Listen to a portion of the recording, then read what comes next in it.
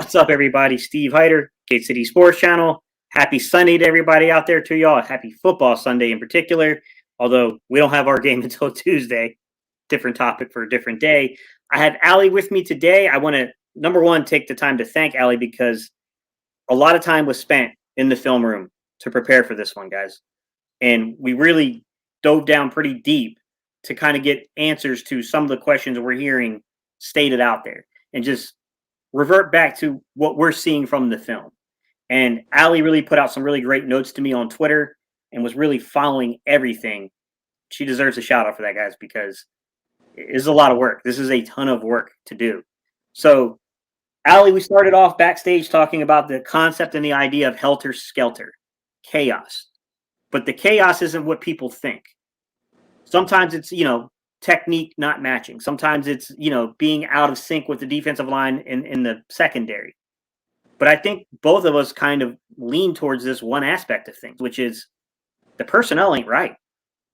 The personnel is just not right for this defense. So do you want to start off by just kind of introducing yourself and then walking in a little bit, just some introductory notes about personnel and some of the mismatches we're seeing? Yeah, sure, absolutely. Well, thank you for the props and having me on your show again. Definitely my pleasure. And so I played and coached football at the high school level, and my focus is really D-line and offensive line as well. So that's more of my expertise position-wise, although I have enough time studying football to talk about the other stuff as well. And I really think I'm glad, and I guess Howie's glad, the defensive line is really good. I mean, obviously there are issues there. We can talk about them, but personnel-wise, the issues are more at the second and third level. And we can definitely talk about that, and we will. Yeah, it's a pretty good start.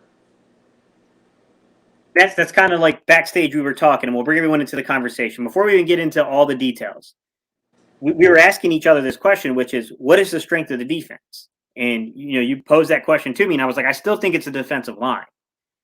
But, then I kind of said back to you that I think we have a problem on our hands with the personnel, not only this season, but going forward. Most certainly there's an issue with personnel, and some of the deficiencies that we're seeing from the coaching is coming around trying to protect personnel. Now, what I would like to do, Allie, is kind of get into that discussion for a second about coaches are there to take the blame they're supposed to. That's the role of the coach. The other aspects of that are handled in private between player and coaches. There's one player in particular you and I, we kind of batted around backstage. And we're not trying to crap on him because he's clearly the second best cornerback on this football team. But this individual's limitations show up on film quite a bit. And that's Steven Nelson. For sure. Do you want to talk about what you've seen just to kind of start this conversation off from the secondary? In terms of Steven Nelson in particular? Just to say, with the caveat of Steven Nelson, but just the secondary in general. So the secondary in terms of corners and safeties, so in general, in particular in the jet scheme, but even in general, the corners tend to play a lot of off coverage because they get beaten on double moves. They are not as athletic as they should be. And Slay is great at press coverage, doesn't get put in that position very often. He's also great at what I call bait technique, which we'll talk about later. Slay is an all-pro. There's no issue with Slay whatsoever. But yeah, I'm even forgetting his name now. Steven Nelson. Nelson, yeah, from Pittsburgh. Yeah, he's limited athletically, and that's hurting the scheme. There are obviously examples we can talk about, but I would say that he's a bit of a weakness. So basically, the issue is JG's philosophy is let's not get beat deep. Let's play complementary football because our offense is not explosive. Lurie wants it, Howie wants it, everybody wants an explosive offense. We don't have it for various reasons. We talked about that a lot last week. So we need to get people to take it slow, to make mistakes, to have to be perfect. I'm thinking about Friday Night Lights, if you're familiar with the movie and the book. You got to play perfect to beat this team. And by the way, that's in vogue. Two high safety, split safety is very much in vogue right now. That gave Kansas City some troubles until Pat learned to be patient and read the defense and play within the system as opposed to trying to be a superhero and be Superman all day. And so his scheme works now. Obviously, there's issues with the personnel, including at safety. I like McLeod. I like Harris, but they're both limited athletically. They have great instincts, but if they get beat, they're screwed. They don't have the catch-up speed. They just don't. I like Epps a lot. Epps got a lot of playing lately, and actually he's probably a better post safety than both of them are. And so really it's you're trying to fit pieces in the puzzle, but the personnel doesn't really fit the scheme. But the scheme is the scheme that you need in order to win games. So it's a vicious cycle. It is. There's something you said, and I want to drive this home for everybody. I'm a huge Roddy McLeod fan, and I'm really sad to see that this second ACL seems to have made him a different athletic player.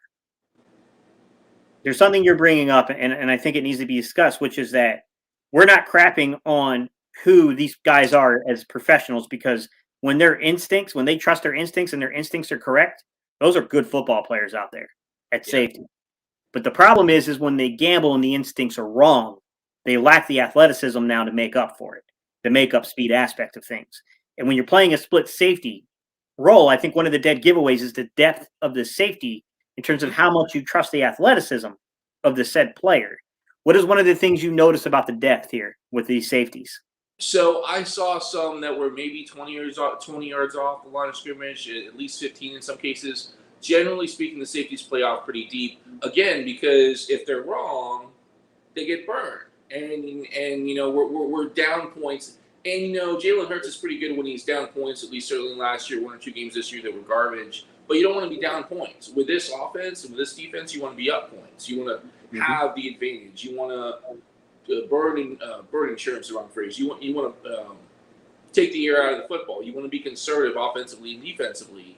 You want to be able to have that work as a strategy, but you can't when your safeties get burned. So they have to play, 15, 20 yards off the line of scrimmage, which means that a lot of the stuff over the middle, intermediate patterns, they're open all day.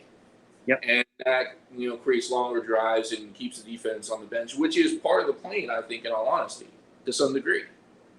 So you brought up a really good point in our messages back and forth, and we were talking about pressure packages, guys. And understand when we say pressure packages, pressure comes in multiple forms. It's not always through the blitz. You can use it in terms of TT stunts, tackle on tackle stunts, TE stunts, tackle over end stunt, ET stunt, end over tackle stunt. Like there's different ways of gaining pressure, right? There's double mug, which just basically means 2 linebackers or 2 defenders coming through those A gaps.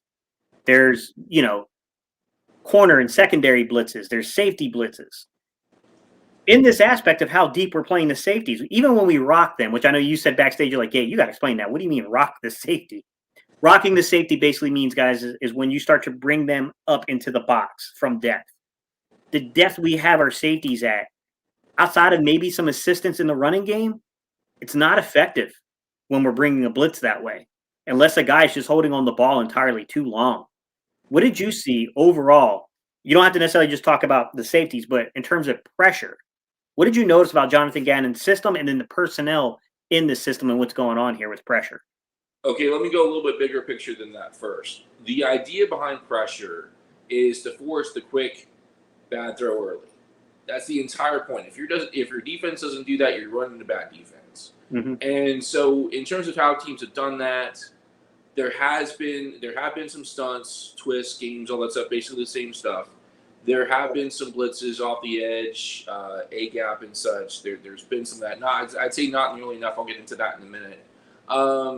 There has been some pressure, for sure, but it hasn't been consistent enough, play over play, quarter over quarter, drive over drive, and it hasn't been consistent enough in terms of having one area of your defense complement another, which is exactly what you're saying now. So, you can run all the twists and stunts you can run double A gap pressures, but if the safeties are 15, 20 yards off the line of scrimmage and you have, a shallow, quick slant that occupies the vacated zones and linebackers are often the linebackers are blitzing, let's say 2 inside backers, you got the easy read, you got the easy throw. Whenever you have an easy read, easy throw, you're not doing your job as a defense. Your job as a defense is to take away the easy read, to take away the easy throw. And that's where pressure and disguise come in. 100%. So, Big Moose, I want to get into this question because I think this leads us back to the origin story. And this is something that Allie shared with me backstage, and I think this needs to be discussed, which is, do we give Gannon another year? I personally wouldn't, but so why I want to tackle this is because I think it's a complex answer, because I don't think Gannon's as bad as people think. I think Gannon's playing to the limitations of the personnel he has, and he's making mistakes as a rookie play caller. He's got some growth to go. I think he's much better at design than he is necessarily execution of play call at times. I still think you see that rookie in there. But that's not, we want to go way back to the origins. Go all the way back to the early reporting about the Philadelphia Eagles, ladies and gentlemen, and what was being said about what this defense would look like. Early in the season, Allie, correct me if I'm wrong, it was a lie what we were told. I wouldn't necessarily call it a lie. It was a hope, it was a dream, it was an intent, and everybody looks great in shorts, right? Everybody looks great in the preseason, but none of it matters until it gets to the real games and actual game planning. So I'm not going to call it a lie. People, fans and media are butthurt, right? They felt lied to for sure, and I'm not going to diminish anyone's feelings. I don't want to assume intent, right? Certainly, the first half of the season, the first third of the season, 9 times out of 10, what he promised, and promise is a loaded word, what he said, what he intended, what he presented to the world was not on the field. So if fans feel lied to, okay, you feel lied to. I'm not gonna take that away from you. I'm just not going to assume that he intended to mislead you or that it was in any way personal. I think that's the defense he wants to run.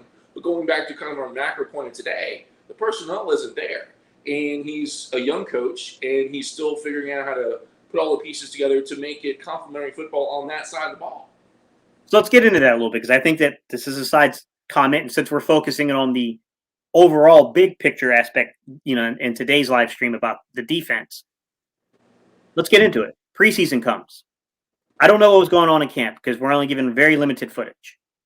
But the preseason rolls around and we come out vanilla as the most tasteless vanilla ice cream you ever had in your life. Right. Is that people not understanding coaching in the game? Or is there legitimacy in your opinion to, well, you didn't really practice this in game reps. So now when you get into the games, you got personnel that doesn't necessarily fit. You got unfamiliarity within the scheme on top of it, and that causes this lull for weeks and weeks and weeks to occur. How do you come down on that? Like in terms of the preparation going into the season, the mismatch in personnel, the somewhat unfamiliarity. I mean, there's a couple of guys in there that have run similar schemes before, but largely, how do you see that? Like, how do you see that whole really big overarching issue there? Sure. So we really weren't there in camp. I mean, we saw some pictures of some people in shorts, and that really, like I said, doesn't mean very much. It's not very transferable to the season. And then nobody runs anything real in preseason. It's all, vanilla high school, college stuff that's not even. Mm-hmm. I mean, it is the most vanilla you can get in the preseason because you want to show your hand, right? You want to get people reps. You want to get people comfortable. You want to get people comfortable working together. That's super important. So if you've got your team that okay, these are my people. This isn't what I want them to execute, but I want to make sure that they can learn to execute together as a unit. That's really what preseason is for. And now, we're down to 3 preseason games as opposed to 4. And it's a new system with new coaches and all this other stuff. I'm not sure if I'm answering your question quite well. I'm just, I'm diminishing. Like basically, what do you think the effects of the preseason, the vanilla defense that was run in preseason and not getting those actual game reps? Let's just start off with phase 1 of that. How important are game reps in preseason in terms of the base stuff you run? You can't get into everything because you clearly don't want film out. But at the same time, there's a balancing act, right? Between not giving your opponents entirely too much film to diagnose what you are. But at the same time, guys need, I think most of us would agree, they need some extent of actual reps in game situations, in the scenarios and situations, in the coverage you're going to run, because we're mostly talking about coverage here more than any. But the coverage you're going to run, when you look at this and you're trying to weigh it, how did you come down on that issue of like how they prepared, putting this onus on the more so the scripted practices that occur, those joint practices? Yeah, I'm glad you mentioned that. And now I have a better idea, I think, of where you're going with the thought and the question. I'm not a huge fan of prioritizing joint practices over the preseason, which is basically what they did. And I had really never heard of that before. I haven't been in football that long, but that I was suspicious of that a little bit as a strategy. And certainly, I mean, I guess my point is there are a lot of reasons the early season went the way that it did. I don't necessarily want to blame it on one thing, but I do believe that the staff's focus on joint practices, prioritizing them over preseason reps, meaningful reps, design reps, tactical and strategic reps, that may have been a quote-unquote mistake. I agree. Too much weird scenario stuff. Run that by me again? I would say that they focused a little bit too much on scenario stuff. And I understood what they were trying to do. So they focused not just on scenario, but in particular red zone scenarios. Sure. Because the spacing is limited. There, it's a better feel for if you're going to script it that way. That's a smarter way of scripting it. But there's only so much simulation you can do in a joint practice. For sure. Now, I think you brought up a good point, which is we can say that causes a delay in the start of the season, with the defense getting its feet under it, understanding the concepts, getting used to like real, actual live football action in scenarios and situations. But that certainly doesn't excuse for the length of time we saw adjustments taken, right? Because on one hand, this is such a tricky conversation because I do think Jonathan Gannon has made the best of a bad situation at times. Sure. On the other hand, I understand the frustration that people are like, we're not killing him because he has made adjustments, but it just feels like it's always just a little too late to where there could have been different impacts if he had made the adjustments just a little faster, a little sooner than when he made them.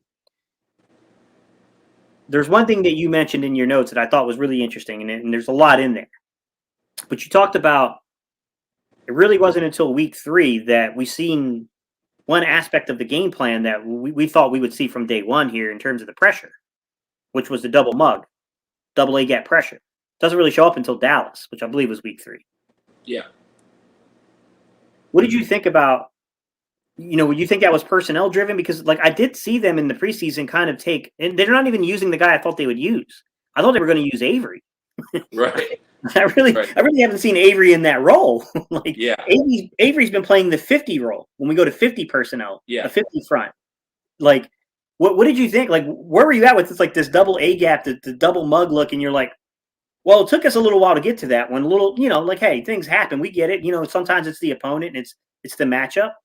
But, I guess kind of your question behind your question is the dude slow or is it a personnel issue? That's really the question that you're asking without asking. I don't think the dude is slow, but I struggle to see how it's a personnel issue. Now, Dallas is week 3. So basically, all right, this is going to sound stupid and childish, but it is what it is. My philosophy is to try everything and see what works. That can be obviously taken to an extreme, but dart at the board. Run some 50 front, run some double A, run some other things, run other things. Basically, especially with a preseason they didn't take seriously. The first 4 games was their opportunity to figure out, okay, what is this defense? What is it personnel-wise? What's the best way to use their talent? What's the best way to get results in the field? And honestly, I was patient with that. I really was. Certainly, I would think if it was me, I would do more. Double A gap is so common now. I don't know if Zimmer came up. I don't know who did, but it's super common now. Everybody does it. And 50 front and some other stuff. Your defensive line is the best you know on the field. So the question is, how do you help them out? And in particular, so early. So all right, I want to give JG a little bit of credit, a tiny bit.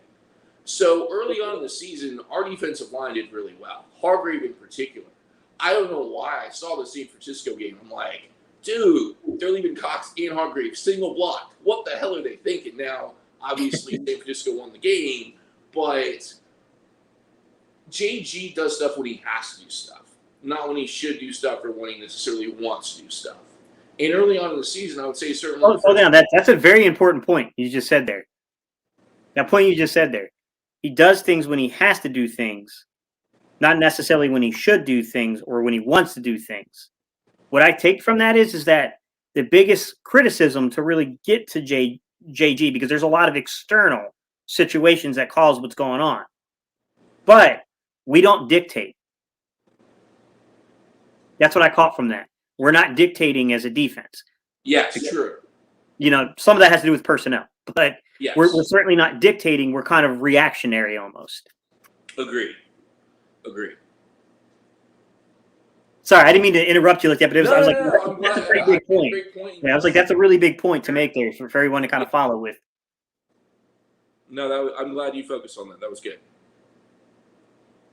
So we talked about the pressures in the scheme and what we've seen here from depth, what's going on. I want to talk about the defensive line and the linebackers, the front seven. Sure. Early on in the season, it felt like we were playing a lot of weird kind of thing where we would have a weird like kind of 2-eye situation with both our tackles and a 2-eye. There's some situations where you have Cox and you have Hargrave as a 4-eye, and it's kind of like, I mean, Hargrave and those guys are good. They're not bad players, but that's not your best nose tackle out there, and those aren't your best rushers either. Arguably with Hargrave, he might actually be our best. With that said, there was a lot of weird things about the defensive line in particular early on in the linebacker play. And some of the things I want to bring up and I want to talk about is, number one, it was like, here's your space, here's your assignment, here's your gap, don't lose the gap. Did you catch on to that? I would say sort of. So the techniques are a bit odd for sure. We'll get into that a little bit. And then certainly early in the season, first 3-4 games for sure, the linebacking core was not ideal for certain situations. So I would say, if I had to guess, that Hargrave is a great 1-tech as a general rule. And then as a general rule, Cox is a great 3-tech. Would you agree with that? In terms of their ideal deployment technique-wise? Yeah, I think Fletcher is far more. I think Fletcher is far more comfortable as a 3-tech. I think Hargrave has far more experience playing the nose, although Fletcher has played nose before. But yeah, sure. Anything that's 2-eye, 1-tech, 0 shade, or just a true 0, I think Hargrave is definitely the more comfortable player because of his time in Pittsburgh. So Just Carlton's making an interesting point about the season being a necessary experiment. And I mean, it's entirely possible. And I'm going to contradict myself. So to a degree, try everything and see what works. To another degree, 2-eye and 4-eye seems a bit much. Like you want to be experimental, but only to a certain extent. And there are certain rules, or certain, okay, well, you're in 5-techs, you're in 7-techs, you're in 9-techs, you're in whatever, you're in a 0-tech. Like there's certain traditions and quote unquote rules of techniques you should run on the D-line that make sense, that are gap sound, that make sense with your defensive scheme.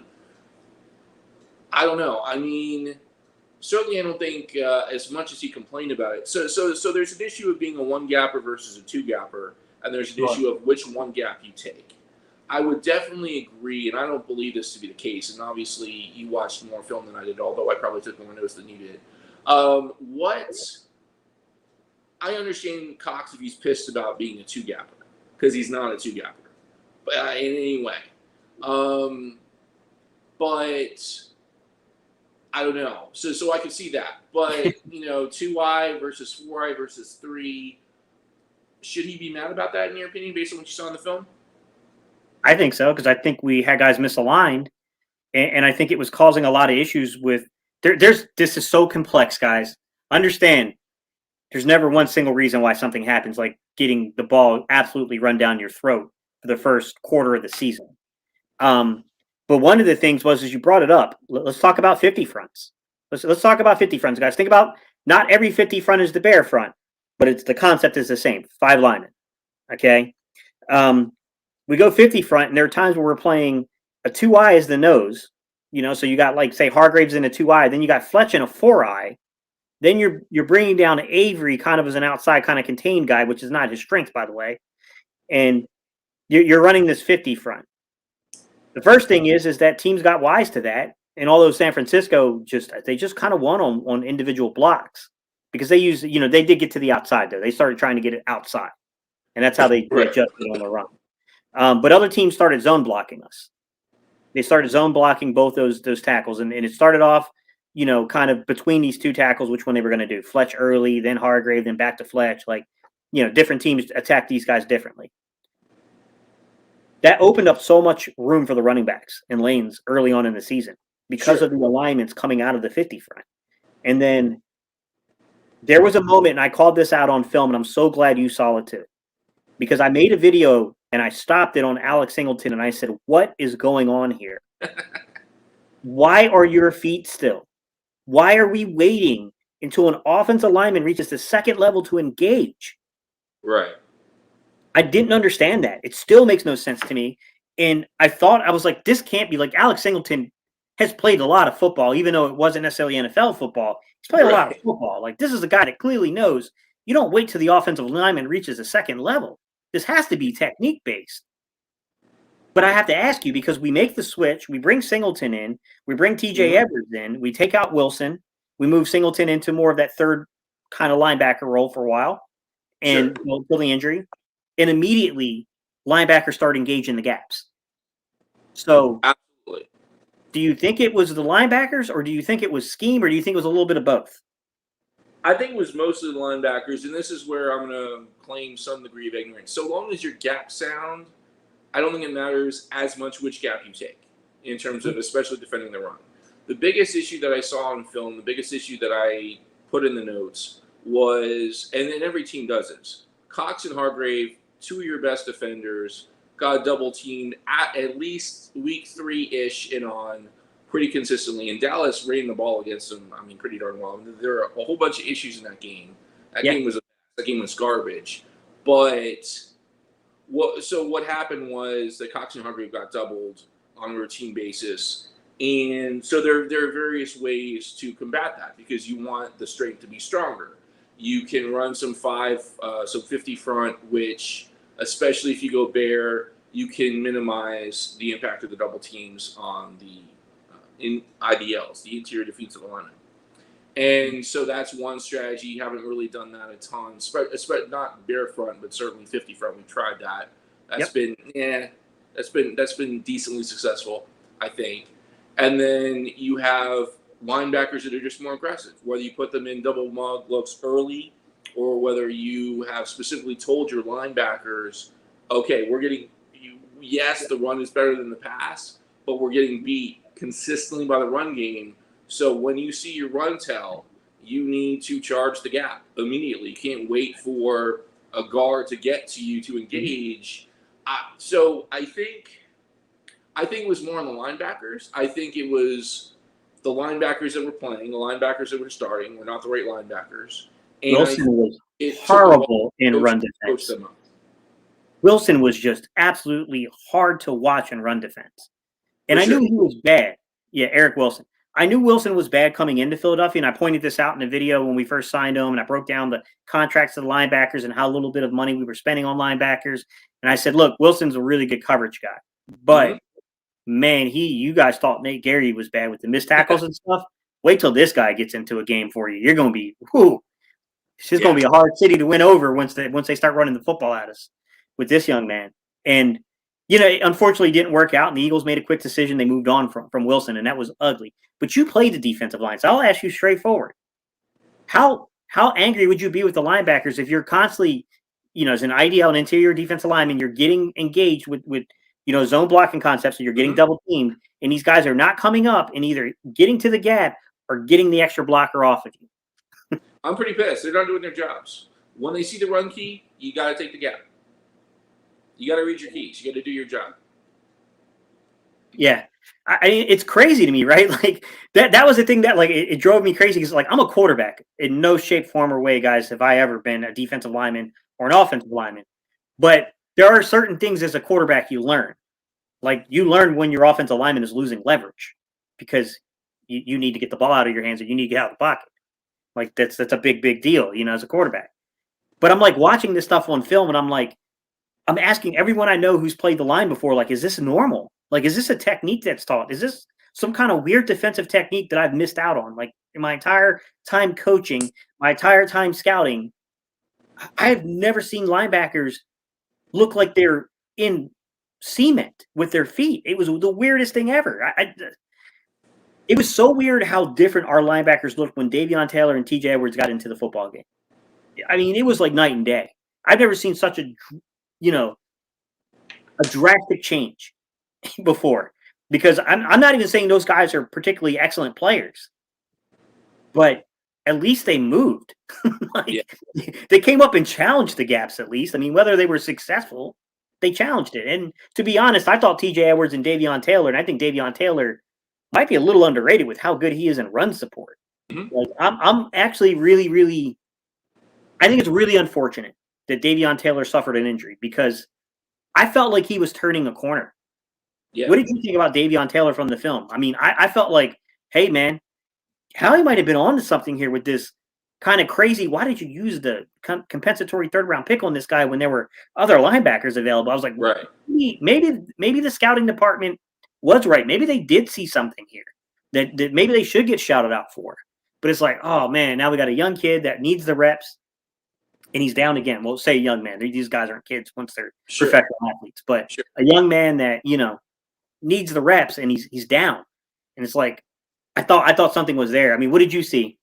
So I would say that the scouting department, the scouts did a good job. He's obviously got athletic traits, and we need more athleticism on the defense in general. But I think what people really kind of, for whatever reason, underestimated about him was his physicality or physicalness, as Gardner Minshew would call it. And he's a thumper. I don't know if he's on the same level maybe as Edwards in that, but he is a really good physical presence inside on the run. And he has enough athleticism to not get burned when his instincts are wrong and he's in the wrong place at the wrong time. He's a really good linebacker. I definitely hope he stays on next year on some kind of contract. He should. I think he's earned that. Obviously, not necessarily a big contract or whatever, but dude, keep the guy around. Keep your youngish core around. Let them grow with each other. Let them actually build a team and a system and a culture. Help them build a program on defense, and that could be the beginning of something really beautiful.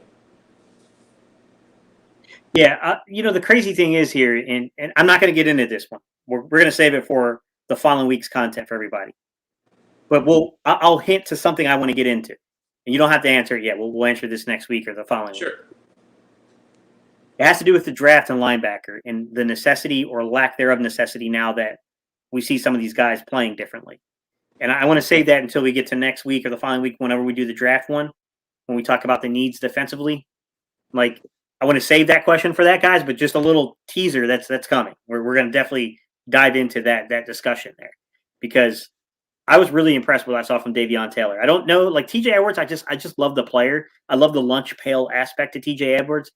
I don't know if he's good enough to keep long term, but I'm pretty happy with him this season. Like, I mean, the guy just has that Philadelphia mentality. Maybe it's because he played at Wisconsin and it's, that's the style of football, the big runs, But what a difference, man. What a difference these linebackers have made on that adjustment. So, playing defensive line, when you're looking at something like an end tackle or a tackle end or a tackle over tackle stunt, why do you think that's important? Especially if you have teams that are running zone at you. Why might you want to then start to run some disguise from your line? Well, a couple things. So I want to add duo in there too. I think duo doesn't get nearly enough respect. I don't think people talk about duo enough as a play. It's so good. It's so beautiful. And then the similar things, you double team the defensive tackles. And the nice thing about really any kind of stunt, twist, or game, you're going to have a tackle in there somewhere. I think. I can't think of one. I mean, obviously you can do some shit with linebackers and ends and stuff like that. Sure. But if you want to free your tackle from a double team, one of the best way to do that is to change the angles. You get a tackle looping around an end that's crashing down, for example. You lose the double team. Now you might be partially half double teaming an end, but the execution is going to be poor and sloppy, right? You want to take their plan they're trying to execute perfectly and create imperfections in their plan and their execution. And so one of the ways to do that is to change the angle. So if you are I played right defensive end. So you got a tackle that's getting double teamed. You crash down as a defensive end, which I love to do, and then you got a tackle looping around the outside. You're screwing up the plan, right? If you're playing as a double team Cox and Hargrave all day, which it should be, if you're playing the Eagles, one of the best things you can do defensively, schematically, both in terms of adding pressure and more, in this case, disguise, is loop, stunts, twists with the tackles, TT, TE, ET, all that stuff.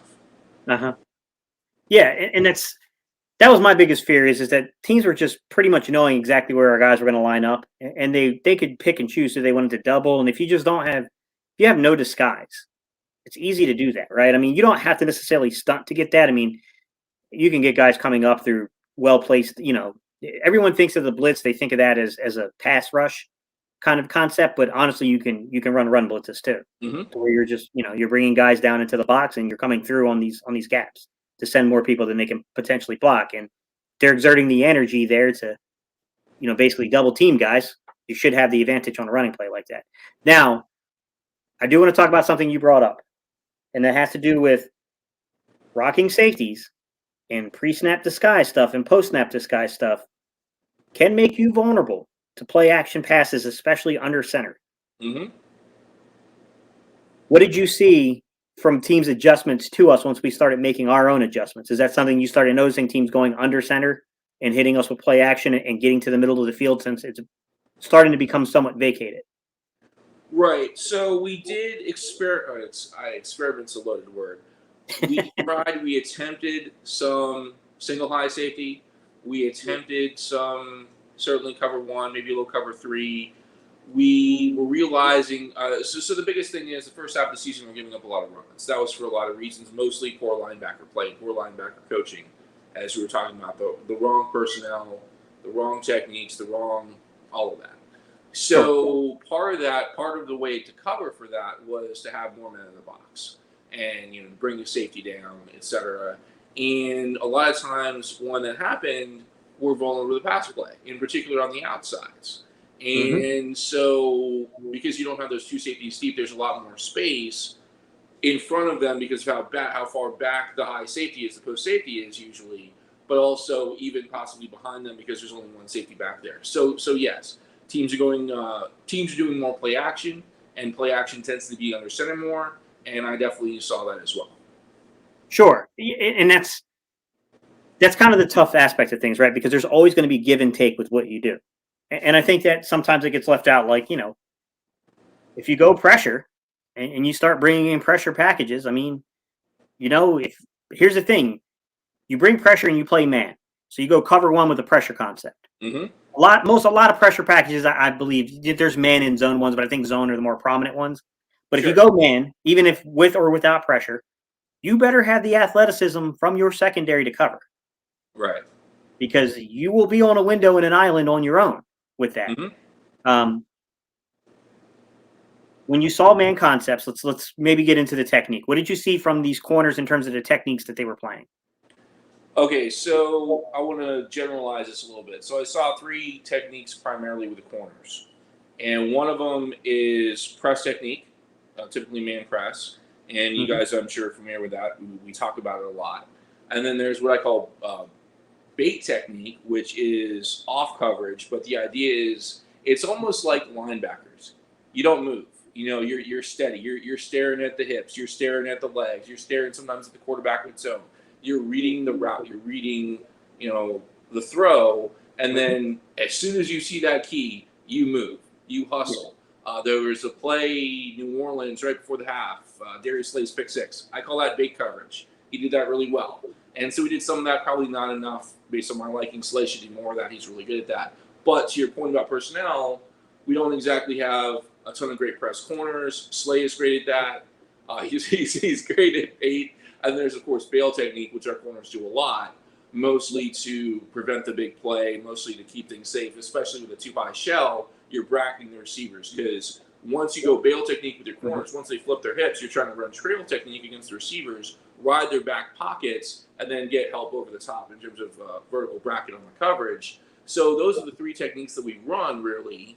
And I mean, like you said, with the personnel, there's only so much you can do. Slay is great. Slay solves a lot of problems. Slay is fantastic. Definitely be here next year. But in terms of almost anybody else, I like Maddox. I like Epps. The other people are good, but they're restricted in terms of their value. It's almost like Miles Sanders on offense. He's very good at one or two or three things, but he is a Wednesday player, not a Thursday player. We talked about situational, playing in the preseason for like red zone and goal line and 2-minute stuff. Yeah. Miles Sanders is a Wednesday running back. He's not situationally sound.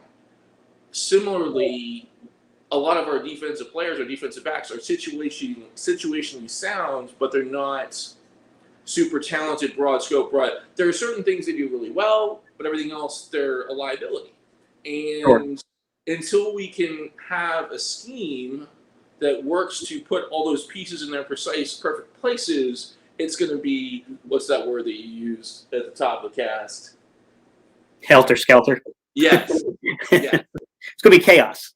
It's going to be chaos. So the defense is chaos because we don't have the personnel to run a scheme. Well, first of all, we don't have the personnel. Second of all, the personnel that we do have, in order to use them the right way, say, I would love to see a big nickel with Harris and McLeod as kind of 2x2s, if you're familiar with that. I'd love to see that. They're basically both box safeties, right? We've got a lot of slow people. If we had the ability to be more aggressive in that way, to be more condensed, and I think that's one of the reasons, bend but not break. It's one of the reasons that you script, red zone so much, because we really are a red zone defense team. We have to be great. And so it's a personnel issue. And certainly, to go back to your helter-skelter chaos point, it's like chess, right? You have to put your pieces in the perfect position to make the best plays.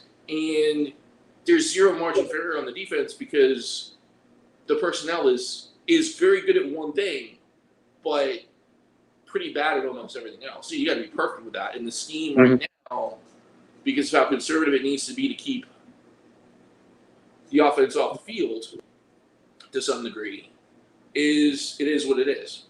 Sure. And I'm going to get into a difficult topic to explain, everybody, and I'll do the best I can to kind of break it down. But I want to talk about split field coverage and more in particular matching coverage. So match zone, match man, that type of cover 7 mostly is where you see that coming out of those type of concepts where you're designed to stop spread offenses, essentially. Did you see a ton of that run in Gannon's? And do you think we have the personnel to run that?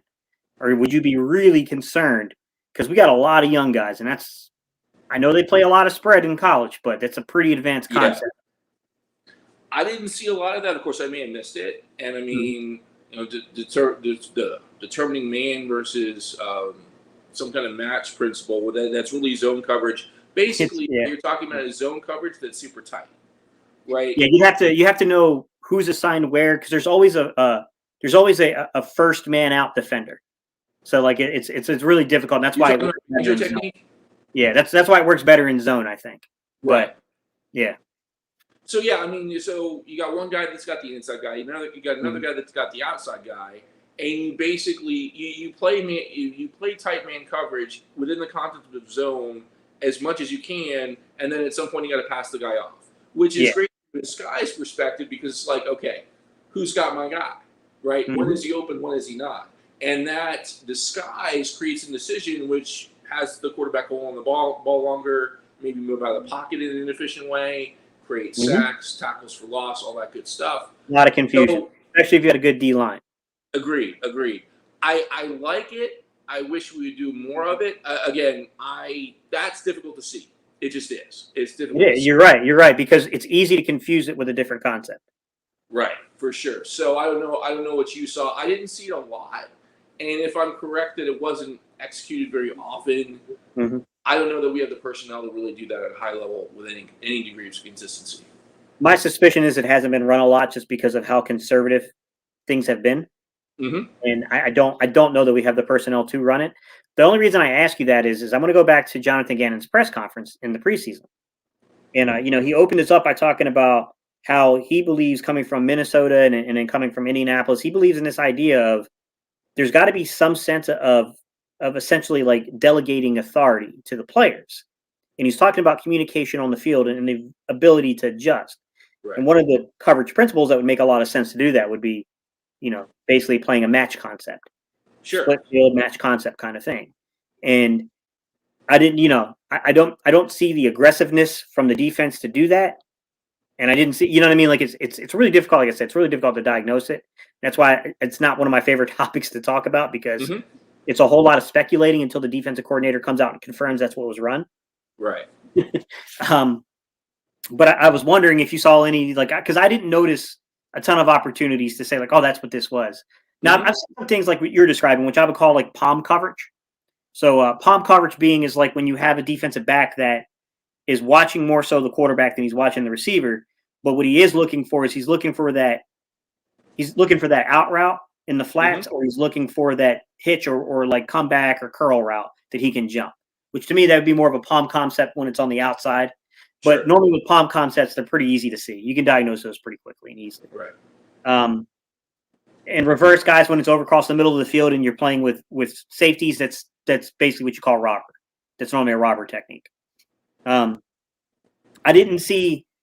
just haven't seen it a lot from the secondary, and it's so tough to grade it because I don't know if it's the coach and I don't know if it's the personnel. My guess is it's a marriage of a problem of both, to where the guy understands concepts. This guy's brilliant at designing concepts, but I don't know that as a rookie play caller, if he's there yet with the feel and the flow of the game and when to call things. And I think you and I have said this all freaking, live stream long here now.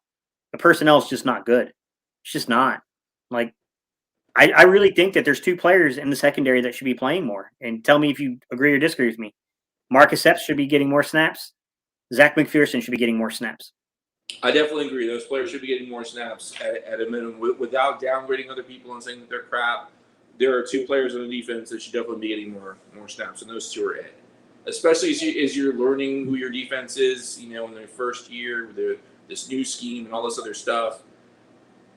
I think I want to focus on something you said because I think it's important.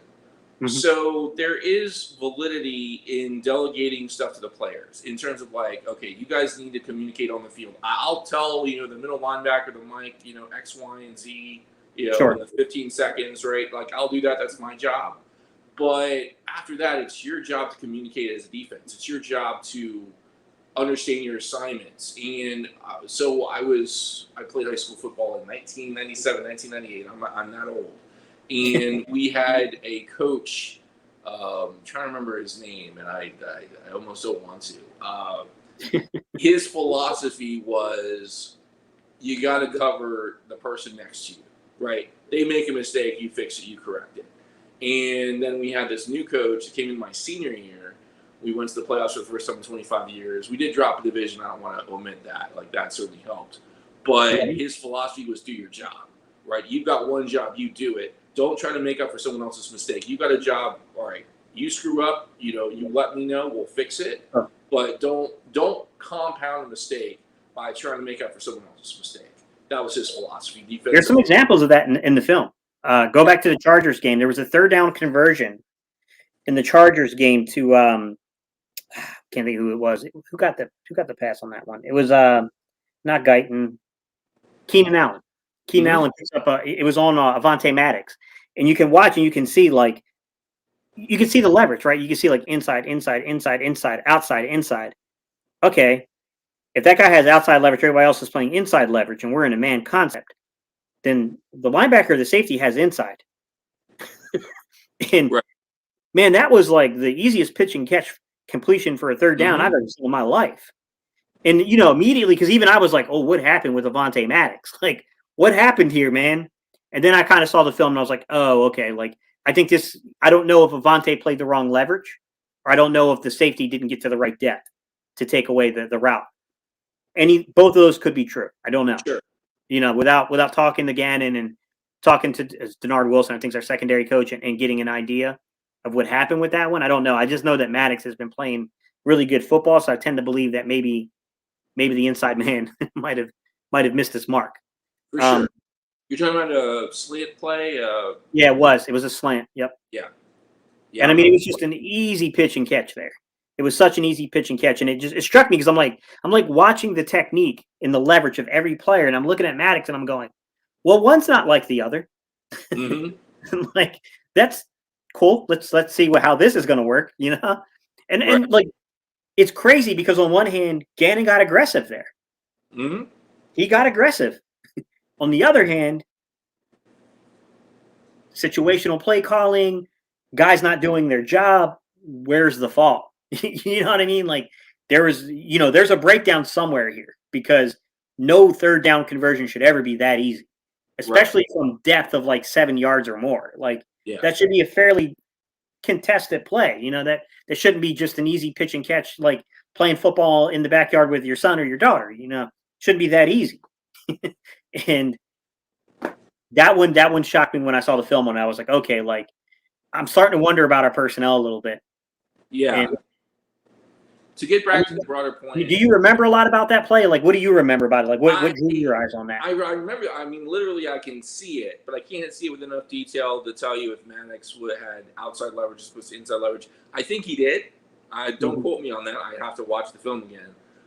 And yeah, I think everybody else had inside, and I think he had outside, but it could be the opposite. Everybody else could have had outside, and he had inside, but I think it was. Well, I mean, if it's the other way, and he's basically hit up on the guy almost.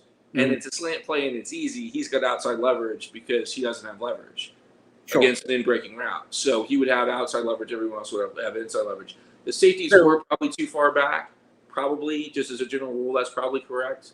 I'd say probably had outside leverage in that play. I don't remember it. I mean, I see it, but not at that level of detail.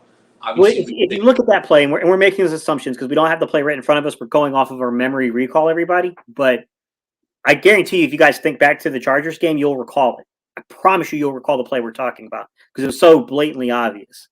And where I get down to is like, okay, we can talk about situational football, right? Like, why are your safeties at that kind of depth on a 3rd and 7? Well, then we have to get to personnel. Well, we ain't got a lot of foot speed. And that's got something to do with it at the safety position. But then again, it's kind of like, where is this inside? Like, okay, we're back to square one. Like, where was the inside player? Someone is supposed to have inside leverage there.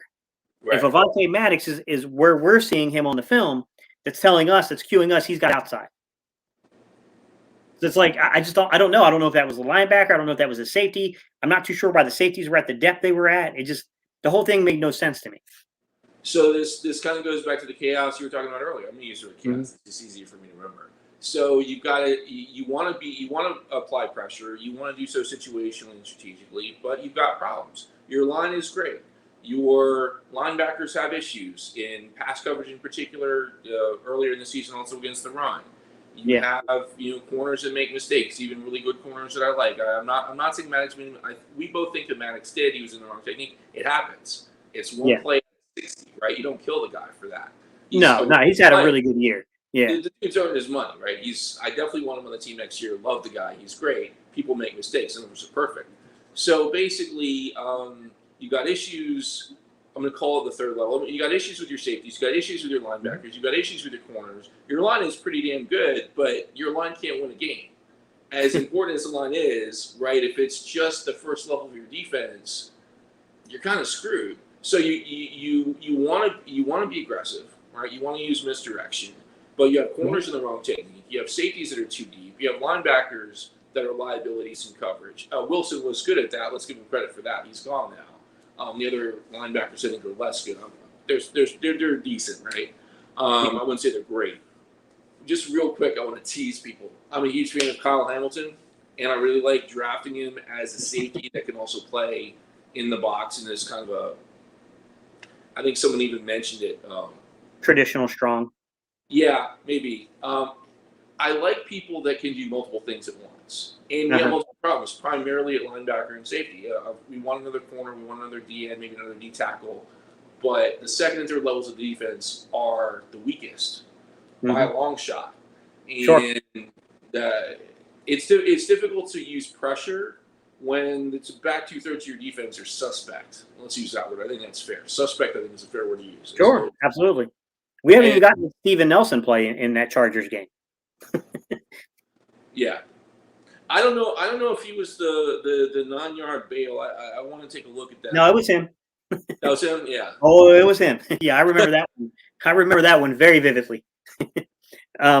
So what we're getting to here, guys, is there was a play where we had them backed up.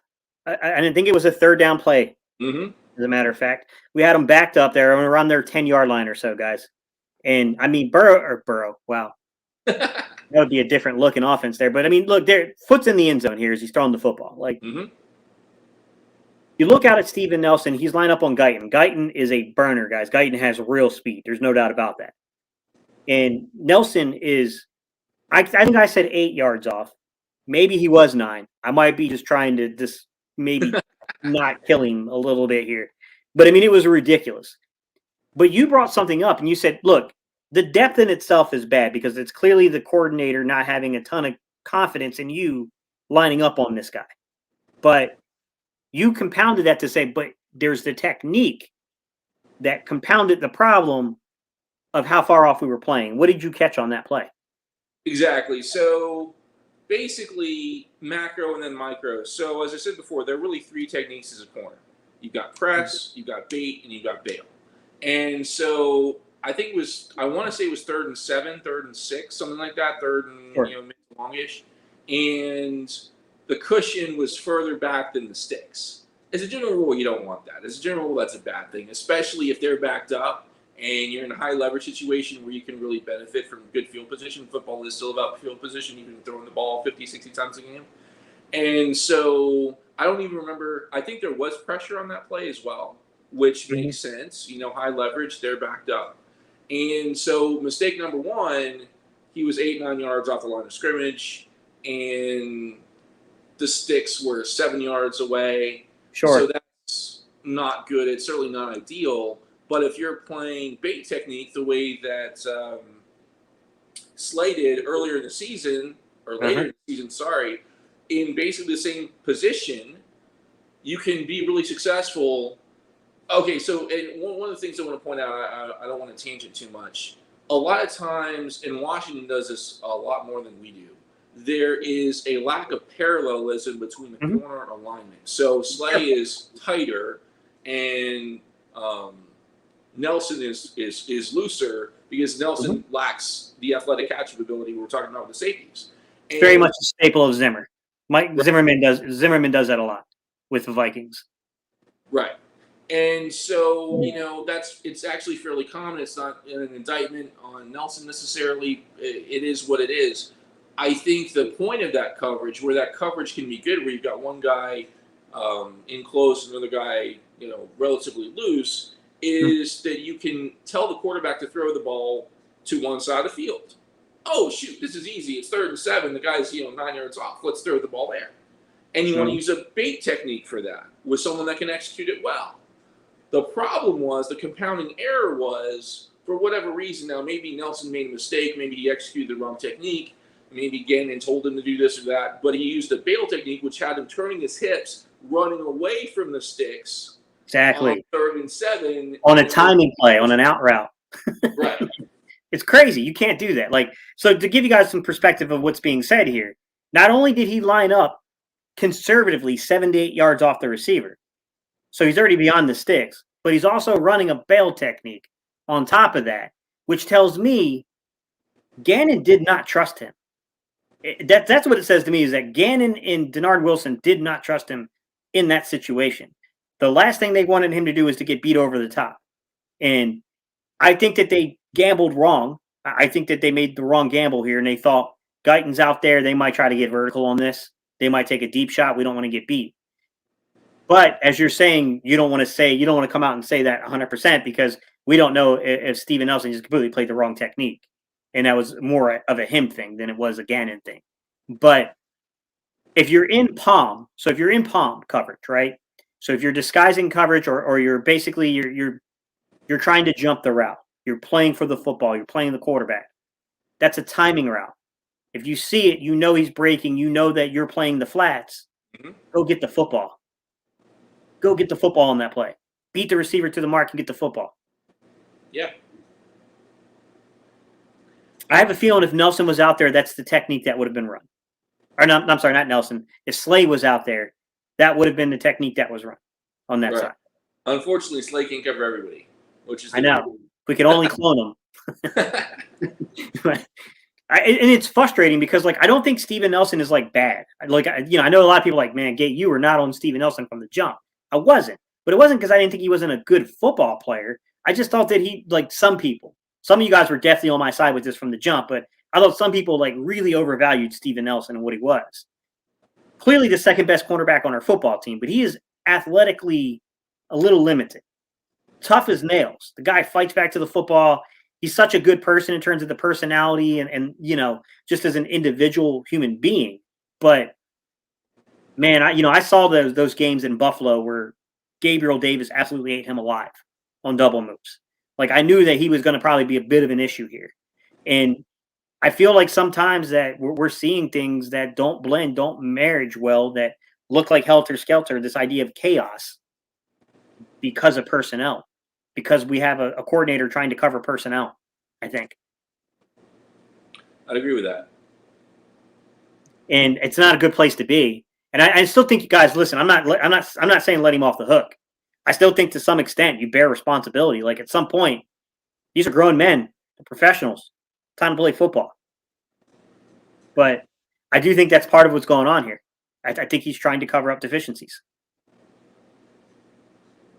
Now, I'll ask you this: How important is a corner, in your opinion, for 2022? I'd say corner is very important. I don't want to minimize the question. Mm-hmm. I'd say as a general rule, corner is very important. I would say more than that, 2 or 3 corners are super important. Because you can have one great corner, you can have an all-pro, but if the other side of the field is limited, if you're limited in the slot, the QB is just going to go other directions. Sure. So one corner is not crucial. 2 or 3 good ones are. What did you think? Because you were saying like you're not a person who hates on the idea of darts at the board. It feels like to me as if we've thrown a lot of darts at the board in terms of young football players at the cornerback position. And I was going to go through real quick and just find who we got and just Sure. So Andre Shashere, I believe is how you say his name. I probably just butchered his name. Special teamer. Yeah, young man that's coming over from India. I think he's actually a really good special teams player. Let me see who else did we sign recently. We have Tay Gowan, who I think we traded for pretty recently. Yeah. Tay Gowan is a very inexperienced but athletically gifted kid. Yep. Definitely, but he didn't play a lot of D1 football, guys. And even when he got to D1, he opted out in 2020. And then, he was playing down in South Florida and not at Miami. So you got to take that in. We just extended Avonte Maddox. You have Zach McPherson, who we spent a 4th round pick on. So I think Zach McPherson has showed, he showed a little growth. I was a little concerned with him in preseason and camp, and then the little teeny tiny bit, those 10 snaps or so he played before he got extended playing time. But the last game in particular, I thought he carried himself very well. I thought he actually did pretty well out there. For sure. Josiah Scott's a shorter guy. I would call him a short zone. So I should probably explain that, what I mean by short zone. Short zone is just, I'm not talking, it's not a joke about Josiah Scott's height, guys. I'm saying that he's a guy that drives the football well. So in short zone, like where he's defending 10 yards to the line of scrimmage to where he can drive on the football, he's really, really good at that. But he hasn't played a ton. He did play that one game outside. And that's the thing, is they're playing him outside when, I thought that he was more of a nickel personally, but Agreed. he wants to play outside, and that's where they've been playing him. Kerry Vincent Jr. What did you think about Kerry Vincent Jr., that acquisition? Not a lot. So in general, I've actually liked the picks, especially since it can mean 4th round or later in some cases. Sure. One thing I don't like in general, I don't want to pick on Kerry Vincent, and I haven't seen a lot of him on film or any of this stuff, so I don't want to get personal. One thing that bothers me, I'm going to use the present tense, is an unwillingness to use 4 running backs on offense when we have roster spots for all these corners that we're not using in a meaningful way. I get it. Some of them, like Shasher, are on special teams, great. But, all right, let me give you another example. Mac McCain, he was on the team twice. Yeah. And, I mean, so certainly Zach should get some more looks. Ep should get some more looks. And if we're going to carry... I can't speak ill of Mac McCain because I live in Greensboro, and not only is he NCAA, but he's, he's a pretty big legacy out here. His grandfather was one of the Greensboro 4. Sure. So, Mac McCain for president. Like I said, I'm not knocking the guy. I'm sure he's a great guy. I'm just like, you have all these corners on the team. They're doing, who knows what. I don't know what they're like in practice because we're not allowed to see the practices. Give them more looks. Run some more nickel. Run some more dime. Run some more, multi-defensive backs, especially situationally. And what bothers me the most, without getting into, personnel type stuff like that, we do need we need some high level draft picks. We'll talk about that next week or next month or whatever. But in terms of making the use of the team that we have this year, I definitely want to see those people get more looks because you're in an evaluative process, and we already know how limited our starters are. It's possible that at least based on athleticism alone, which I believe to be the case, Vincent and other people are going to be upgrades. They may not have the same instincts. They may not have the same level of physical and mental toughness, maybe in some cases, because we have some great lunch pail guys. You said it yourself, and that's a very Philly thing. That's a good thing. You're trying to build a culture. I definitely don't like talking about Carson Wentz.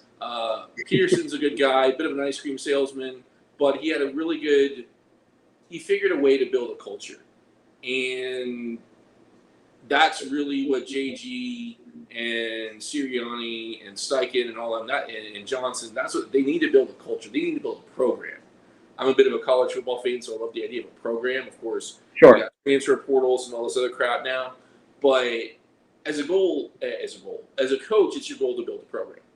That's really your main number one job. And if you can keep around high effort, high athleticism, high upside people on cheap team friendly deals, I think you should. And I think if you got people that you are dressing but not playing for whatever stupid reason, you should play those guys. Just if for no other reason than to get a look and see the pieces that you have going in the draft. And like I said, it's not like you're benching great performers, right? Sure. The secondary is a liability, which I think is part of the reason there's so many on the roster currently in terms of corners and such. So I want to get into one more topic before we jump off here and give everybody their football Sunday so they can get prepared and get their food ready and all that. Defensive line, okay. Future-wise, I just want to talk about, we're going to save a separate podcast for this, but I want to talk about the guys that are on the team, okay? So I don't think Fletch is necessarily safe, nor do I think he's necessarily going anywhere yet either. I still think they're not to that point of making that decision quite yet. But they did show a willingness that if the right price came along, they would have ate the dead money on him. And I think that's important. We look at the young pieces that are here. So we have Josh Sweat. We have Milton Williams. We have Teron Jackson. Trying to think. Javon Hargrave. Everybody else, I mean, you know what I mean? Like, what are your thoughts here about these young guys? Because those are really the core guys for the next probably 3 or 4 years. Yeah, I like them. I'd say they are really good situationally. I don't know. Again, you got to put the right piece on the perfect spot on the board to make them the most effective. Certainly, I think we've even talked about this before. Milton Williams is great situationally, not a great 3-tech against the run, but could be a great 5-tech against the pass in terms of certain pass rush looks. I believe you said that. So they're good players. I think they should be built around, but I think they should be added to in a meaningful way, especially people. The baseball analogy, I'm trying to remember what. I'm not really a big baseball fan. 5-tool players, right? People that are versatile. And we definitely need a lot more versatility on the defense. There are some people that are here that are good and that should be developed. And one of my main concerns, this goes, certainly even back to the Doug days, is lack of player development. And really are we developing our players? Are we actually good at that? Do we need to hit the free agency market hard? Which, by the way, I want to give Howie et al. Some credit. I think they made the right moves. In terms of bringing in, free agents that were seasoned and veteran. They were limited athletically, but they knew what the hell was going on. They could help to start build that culture. Now, obviously, they're short term. Wilson's already gone. Nelson might be gone next year, whatever. He's on a 1-year deal. So I like the young guys. We obviously need bigger and better pieces, and we need to figure out how to expand the skill sets of the team that we already have.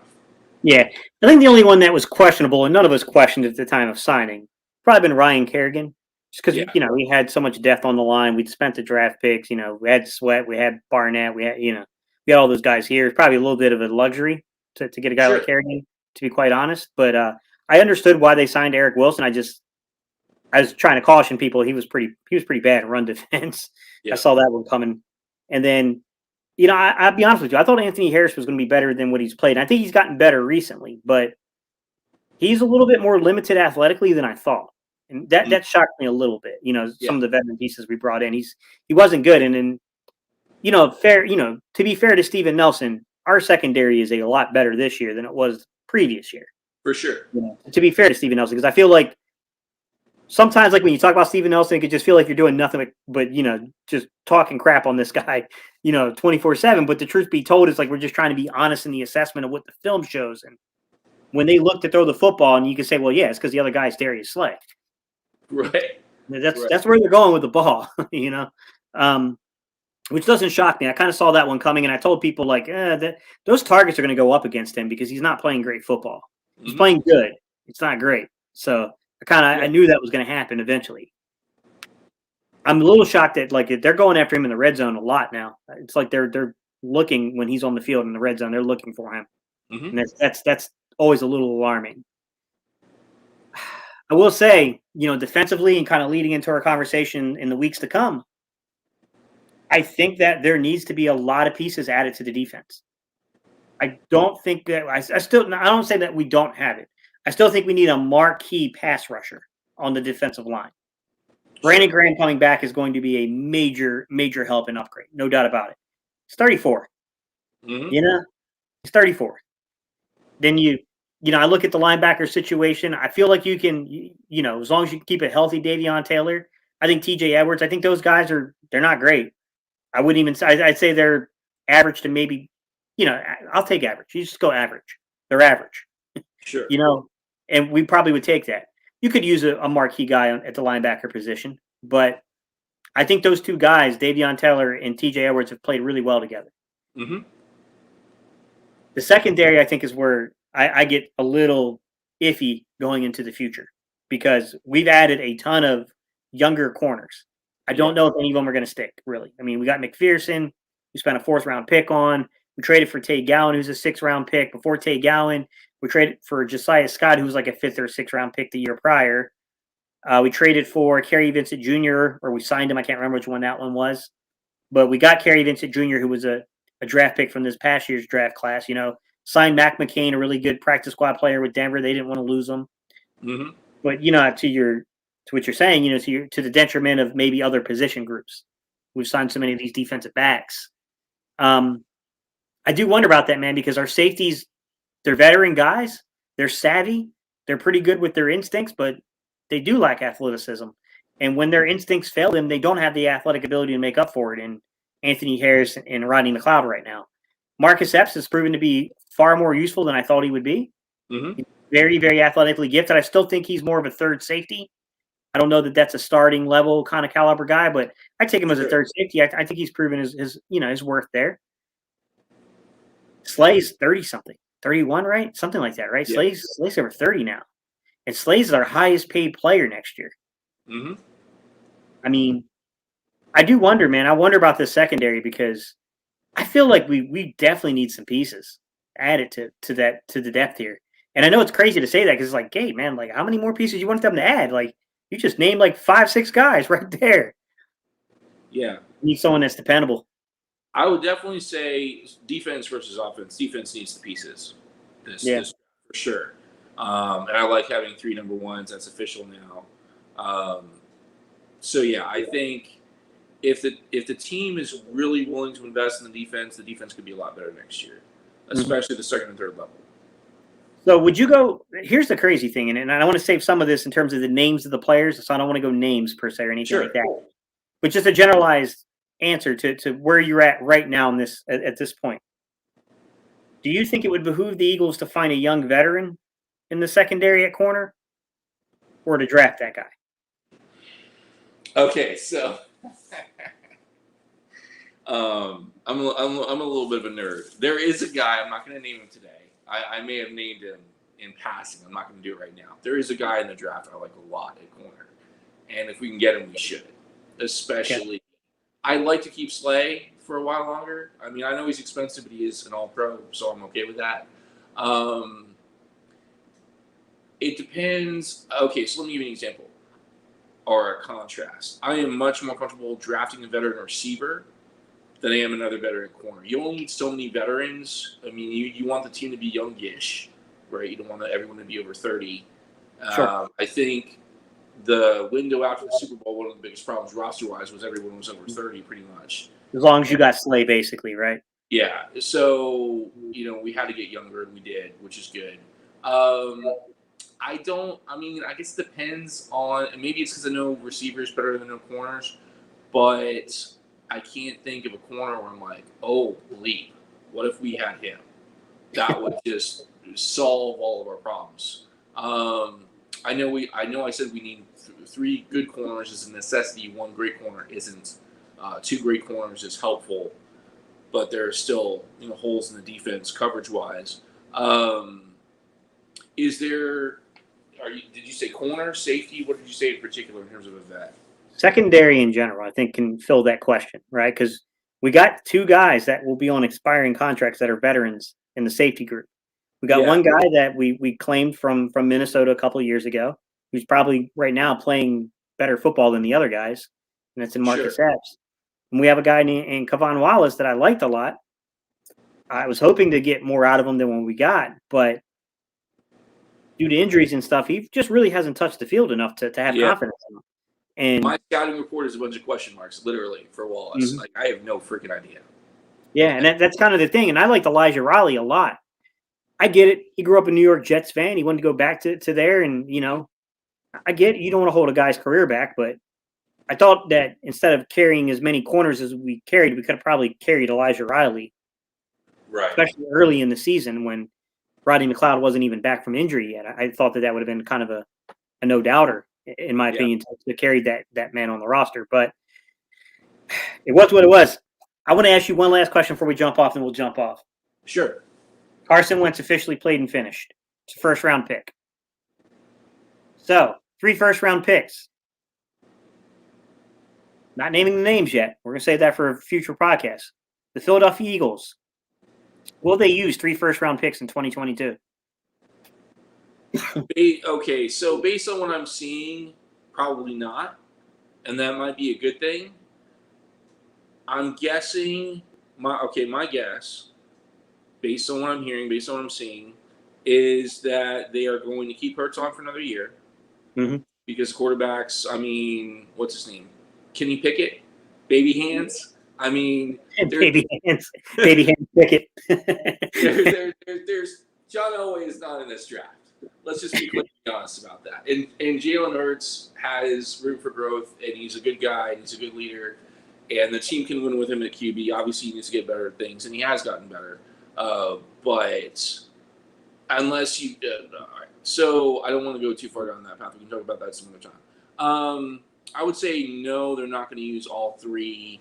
I would say I would hope they're going to spend 2 on defense, fairly high up in that first round. Of course, they're all kind of lower now anyway. It depends who they're going to get. So my short answer, they're probably going to trade at least one of those first rounders in the next season, so they can be better positioned to replace Jalen Hurts next year as opposed to this year. Because I think they see him for another year. I don't think they see him as a long-term solution, and I think that's fair. So that's my shortish answer to that question. I appreciate it. Hey, I hear you. I'm walking the fence on it too, man. So this is what we're going to do, guys. And we're going to sign off. I want you guys to have some time for getting ready for the NFL Sunday here. I got to do it myself. I got to get ready. Not that the Eagles are playing. It's a different topic. I'm going to put up a fan poll for next Saturday's live stream. And I'll give you guys a few options of what the topics can be. Now, I will get that out early because we're going to need the results back early so we can research for you guys. Number 1 can be NFL draft. Number 2 can be assessing the salary and the roster, who stays, who goes, that kind of scenario, making predictions. Number 3 can be, if you guys want us to dive into the quarterback controversy deeper, we can do that. I got a feeling the quarterback controversy things might die really soon. So we'll see though. But if it's still going, we can dive into what we're seeing. So we'll put the community poll up for that. We'll give you guys some options. We'll give it a couple of days, and then we'll take that and we'll prepare for the show notes. All right? Sound good? Good with that, Allie? Appreciate that, Gate. Sounds good. Yeah. All right, y'all. Thank y'all so much for tuning in. We appreciate y'all so much. Allie, thank you. I really do appreciate you spending the time to go through these deep topics like this. My pleasure to be here. All right, y'all. Next weekend, guys. And I guess I'll see you guys Tuesday with Mike and Reese because apparently we got a Tuesday game, guys. Let's go Birds.